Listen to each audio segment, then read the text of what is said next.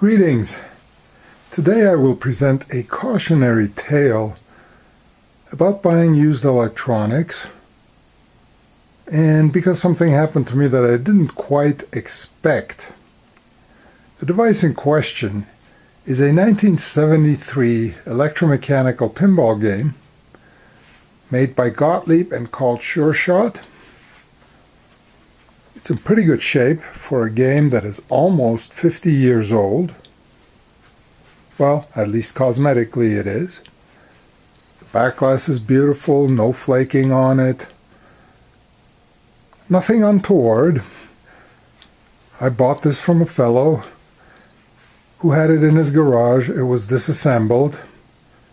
And he assured me that the game powered on. But the problem was you couldn't start a game with this correctly. Relays are clicking, score motors are running, but it just didn't want to start a game. I figured, well, how bad can it be? So I bought the machine and brought it home. Here's a glimpse of the inside of the back box. There are lots of relays, mechanical score reels, not a whole lot of silicone to be found in these machines. But it does the job, or it did the job years ago, because this is the best you could get. Here's a look at the inside of the machine. Remember, it's electromechanical, so basically what you're looking at is the CPU, to put it in simple terms.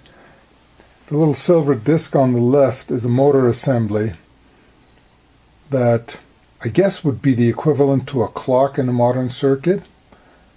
I mean, when that thing turns, it starts to sequence things. Otherwise, it wouldn't be able to do anything if there wasn't a pulse generated somewhere that makes all of this stuff work. We have the relays, which are basically your RAM memory or your state machine.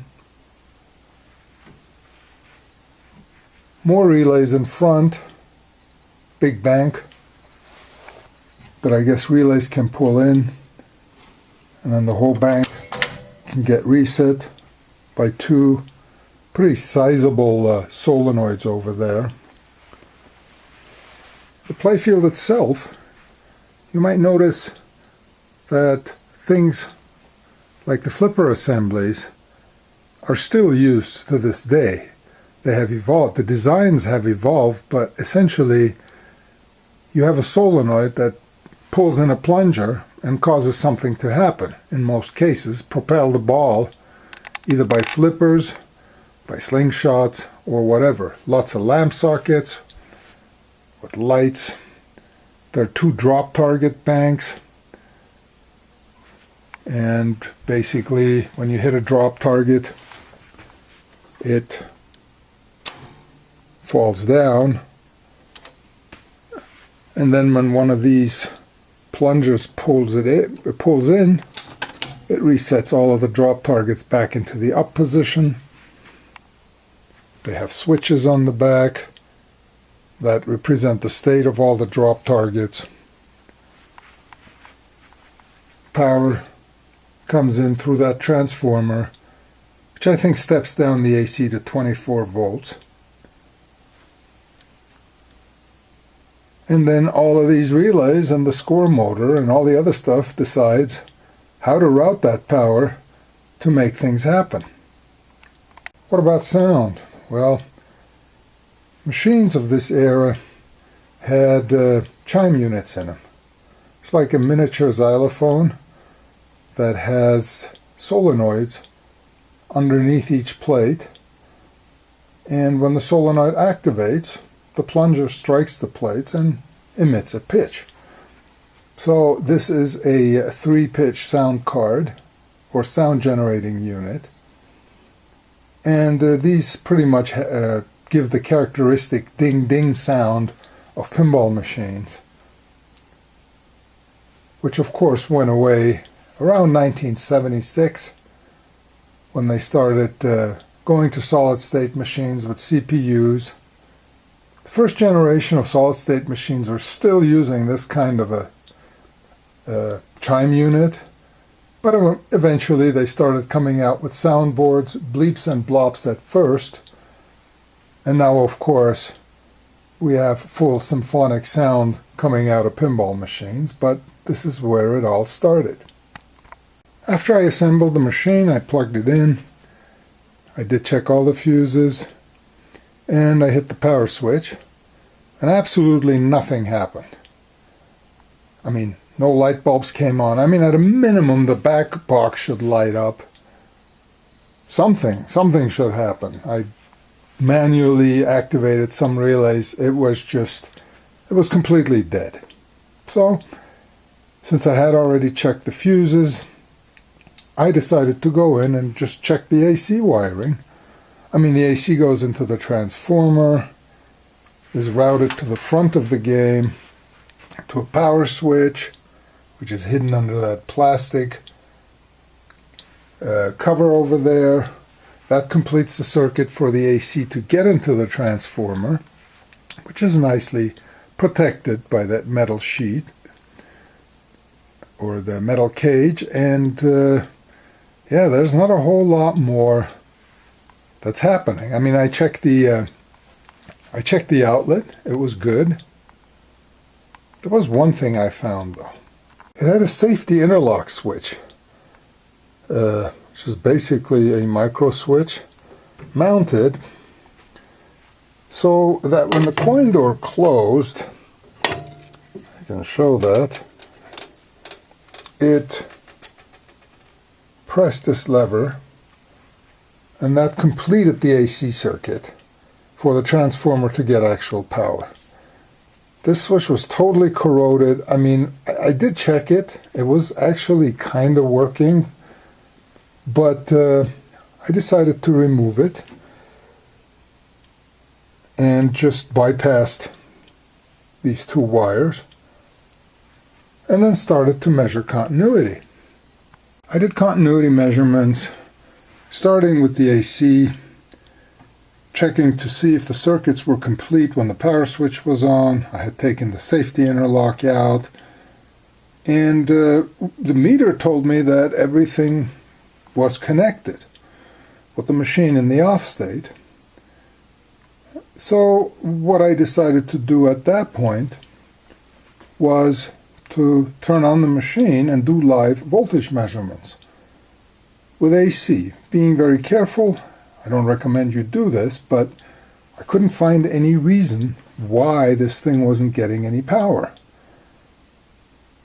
AC seemed to be going to the transformer, but was the transformer fried? Anyway, I turned it on and started measuring, and even though everything was connected in the main power circuit, the primary lugs on the transformer were getting like 120 millivolts AC. So there was a problem here. There was a nicked wire, a broken wire. Anyway, at this point the machine was on, and I was taking real voltage measurements. So see that fuse hiding there? Well, I was measuring around it to see, were the fuse clips okay, was it passing power? And at that point, I got a big bang. That fuse literally exploded as I was measuring it. Did I short something?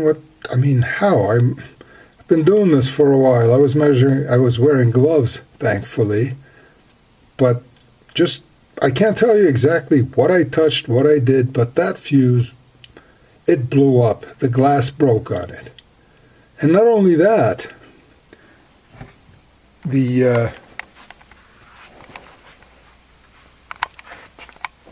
outlet, which is fused, also tripped the fuse. And to sum it all, and finally, the house fuse fusing that outlet also tripped. So it was almost like I dead shorted the AC supply. Well, The good part of it was that all 3 fuses or breakers seemed to have done their job. But the bad news was, what in the world happened here? So at this point, I didn't really know what else to check. Had I checked everything? The problem lies on the AC side, obviously. And I did replace the fuse, without getting close to it, of course, then plugged the machine in to see if the thing would blow again, but it didn't. So obviously it's something I touched, something I did. Things are pretty well insulated around the transformer, so I could not figure out what else to do. And then I noticed there was one more thing that I hadn't checked in the AC chain, and that was the plug. So the power cord on this has been replaced. You could see probably the old power cord was all chewed up, so that got replaced. And the plug is not a molded plug. It's a plug you get in the hardware store and that screws in to the, that you just screw all the wires into. And that's supposed to make things safe and good to work. So let's have a look inside. Well, since it's not a molded plug, that should be rather easy to open.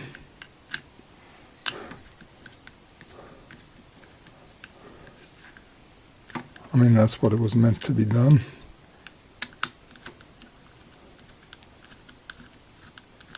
But remember, the seller told me that he had this plugged in and it was kind of, I mean, it lit up, but it wouldn't start a game. So can I assume that the seller changed this plug? Because when I plugged it in, nothing happened. Well, except for when the fuse blew up. And you can see this is the ground lug over here. We have hot and neutral. And I mean, in the US, the wire colors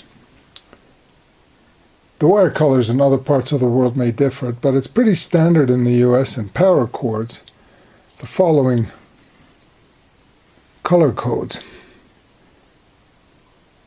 Green is earth ground, white is neutral, and black is hot.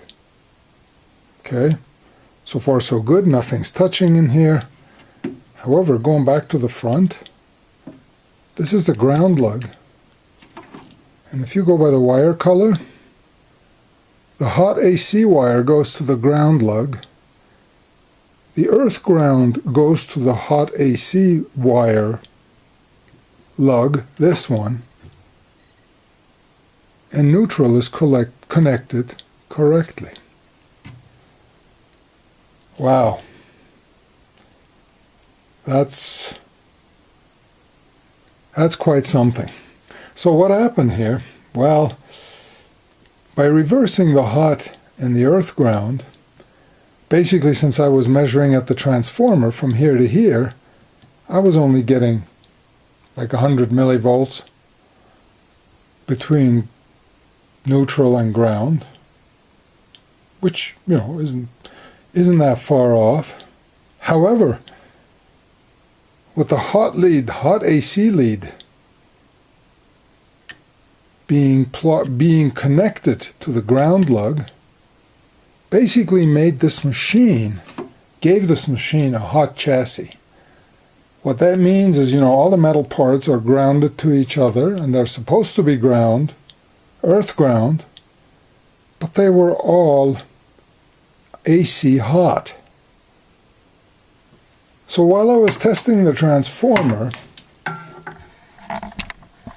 since the transformer casing was hot, everything metal in there, basically all metal carriers or brackets that are supposed to be earth ground, were AC hot. So I don't know, you connect AC hot to anything else, whether it be neutral or earth ground, and that'll make a lot of current flow. I still don't know exactly what I did, but obviously this puts me somewhat in harm's way and made me a bit unhappy about the whole thing. But let's fix the plug and see if I blew out the transformer or if I have damaged this thing irreparably, or if we dodged a bullet. All right, this is what it should be wired like. We have earth ground, green, going to the ground lug, and then we got hot and neutral into the AC lugs. So let me finish assembling this, plugging it in, and see what happens. All right, will she live? Or is she gone? Place your bets. Here we go. 3, 2, 1, lift off. All right. The transformer's still good. It lit up. Playfield is off, but that's usually the way these machines power up. You have to put a coin in, you have to start a game on it. So now that I was warned of, that it doesn't work right, so let me hit the credit button.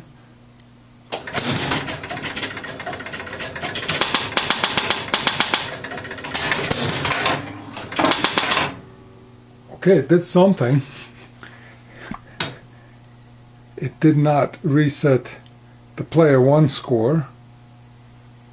And, you know, that's probably dirty contacts over there, but it did kick a ball in. And,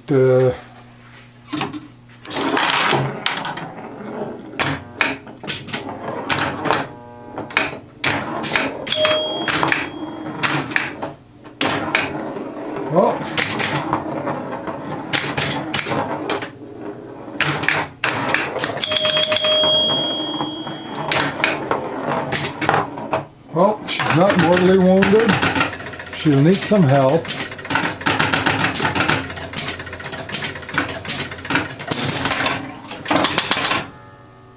Wow, it kind of worked. I guess if this machine, I got to go over, clean contacts and check things out, but